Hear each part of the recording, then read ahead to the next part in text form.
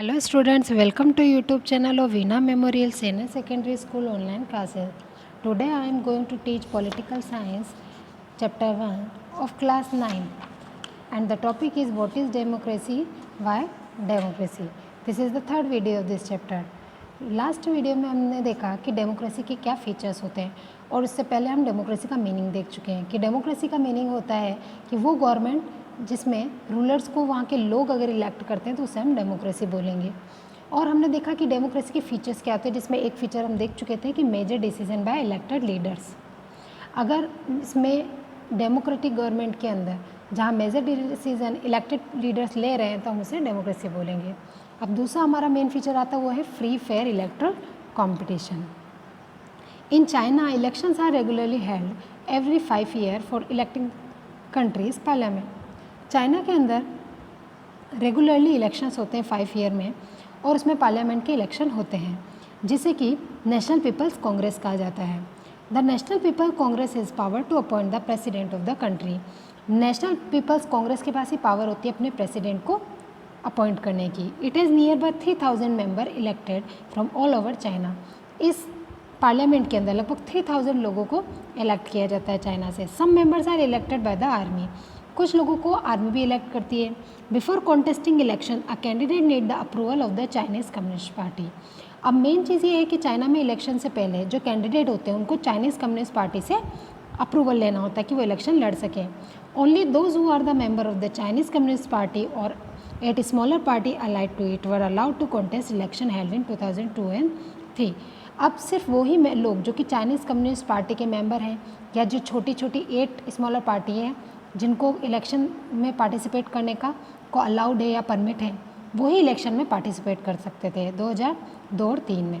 The government is always form by the communist party, यानी वहाँ one party system को follow किया जाता है, हमेशा कम्युनिस्ट पार्टी ही गवर्नमेंट बनाती है।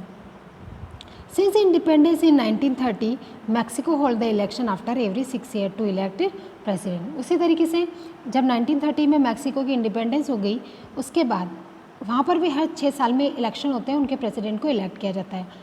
The country has never been under a military or dictator rule. वहाँ कंट्री ना तो किसी मिलिट्री रूल के अंडर है ना ही किसी डिक्टेटर के। But until 2000 every election was won by party call PRI। जबकि वहाँ ना डिक्टेटरशिप है ना मोनार्की है, फिर भी वहाँ 2000 से ही सन 2000 से ही एक ही पार्टी जीतती आ रही है और वो है PRI। Opposition party did contest election but never manage to win. Opposition party election contest करती तो है बट वो कभी भी जीत नहीं पाती। PRI was known to use the many dirty tricks to win the election. अब PRI वहाँ पर बहुत सारे डर्टी ट्रिक्स को अपनाती है इलेक्शन विन करने के लिए। All those who were employed in the government offices had to attend इस पार्टी मीटिंग। जितने भी गवर्नमेंट ऑफिसेज हैं उनके जो एम्प्लॉय होते हैं वो इस पार्टी की मीटिंग्स को अटेंड करते हैं। Teachers of the government school use to force parent to vote for the PRI। यहाँ तक कि गवर्नमेंट स्कूल्स में जो बच्चे होते हैं उनके पेरेंट्स को भी फोर्स किया जाता है कि आप PRI को ही वोट दें। Media large ignore the activity of the opposition political party except to criticise them. यहाँ तक कि मीडिया भी जो अपोजिशन की एक्टिविटीज़ को इग्नोर करती है और सिर्फ क्रिटिसाइज करने के अलावा some time the polling booths were shifted one place to another in a last minute. कई बार ऐसा भी होता है कि पुलिंग बूथ चेंज किए जाते हैं on the spot, last minute में चेंज कर दिया जाता है पुलिंग बूथ ताकि लोगों को प्रॉब्लम हो। Which made it difficult to people to cast their vote. और इस वजह से लोगों को परेशानी आती है वोट देने में। The PRI spend a large some of money in the campaign of its candidate.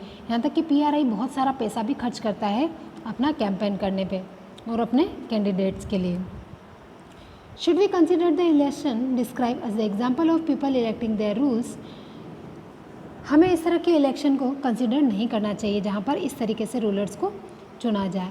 Reading the example we get a sense that we can not. ये एग्जाम्पल पढ़ने से हमें पता चल जाता है कि इस तरह के इलेक्शन को हम फेयर इलेक्शन नहीं बोल सकते। There are many problem. जैसा कि हमने देखा कि चाइना के अंदर इलेक्शन होते तो हैं पर वहाँ लोगों के पास चॉइस नहीं है। They have choose the ruling party and the candidate approve by it. वहाँ रूलिंग पार्टी तो है लेकिन कुछ ही कैंडिडेट्स को अप्रूव किया जाता है, यानी लोगों के पास ज़्यादा चॉइस नहीं है। वहीं मैक्सिको के एग्जाम्पल में हमने देखा कि लोगों के पास ना तो चॉइस है और ना ही वहाँ पर कभी पार्टी चेंज होती है, यानी एक ही पार्टी रूलिंग पार्टी रहती है और इसके लिए वो डर्टी ट्रिक्स अपनाते हैं। तो इस तरह के इलेक्शंस को हम फेयर इलेक्शंस नहीं बोल सकते। विद द सेड है second feature to our understanding of democracy. तो यहाँ हमें समझ में आ जाता है कि डेमोक्रेसी की मेन फीचर कि election holding election of any kind is not sufficient. सिर्फ इलेक्शन को ही होल्ड करना सफिशिएंट नहीं है। The election must be offer a real choice between the political alternatives. Election के अंदर रियल चॉइस होना ज़रूरी, अल्टरनेट होना ज़रूरी है। It should be possible for people to use this choice to remove the existing rulers. और जो सब ज़्यादा से ज़्यादा पॉसिबिलिटी होनी चाहिए कि हम हमारी ज़्यादा से ज़्यादा चॉइस हम यूज़ कर पाएँ और जो एग्जिस्टिंग रूलर है उनको रिमूव कर पाएँ अगर वो चाहें तो। A democracy must be based on a free fair election was those currently in the power have a fair chance of losing। Democracy जो होती है वो बेस्ड होनी चाहिए फ्री और फेयर इलेक्शन पे, और जो करंट पार्टी है रूलिंग पार्टी उसके अंदर डर होना चाहिए कि वो अपने पावर को लूज़ कर जाएगी।